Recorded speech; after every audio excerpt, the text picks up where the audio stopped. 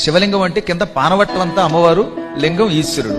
శివుడు ఎక్కడుంటే అక్కడ అమ్మ ఉంటుంది, అమ్మ ఉంటే శివుడు ఉంటాడు. ఆ ఇద్దరికి అభేదం. ఒకప్పుడు శివుడు అంధకుడు అని ఒక రాక్షసుడిని సంహరించి కైలాసానికి వచ్చాడు. రాగానే మొత్తం అక్కడున్న ప్రమథ గణాలు, అమ్మవారి దగ్గర ఉన్న మాలిని వంటి గణాలు అందరూ కూడా శివుడికి మంగళహారతి పలికారు. పార్వతి చిరునవ్వు నవ్వుతూ శివుడి దగ్గరకు వచ్చి, ఏమండి ఈ జనమందరూ మీకు తెగ హారతి పడుతున్నారు, మీరు ఏమి చేశారండి అంది. అంధకుడనే ఒక భయంకర రాక్షసుడిని చీల్చి చెండాడాను అన్నాడు ఆయన. వాణ్ణి చంపే ముందు ఏం చేశారండి అన్నది ఆవిడ. ఓహో, వాణ్ణి కాలుతో తొక్కి చంపారు. ఏ కాలు? ఎడంకాలు. ఎడంకాలు ఎవరిదండి అంది ఆవిడ.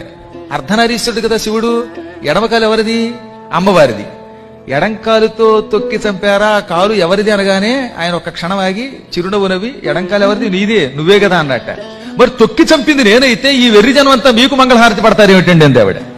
నేనేదో పుణ్యం చేసుకున్నాను, చంపేది నువ్వైనా, పనులు చేసేది నువ్వైనా, వంట చేసి పెట్టేది నువ్వైనా, పులిహోర పెట్టేది నువ్వైనా, కీర్తి నాకు వస్తుంది అన్నాడు. పుణ్యై, పుణ్యముల చేత యశః కీర్తి లభ్యతే వస్తుంది. ఎప్పుడో పుణ్యం చేసుకోబట్టి ఒక గొప్ప ఆవిడ పక్కన చేరితే ఆవిడ వల్ల ఆయనకి కీర్తి వస్తుంది అనమాట.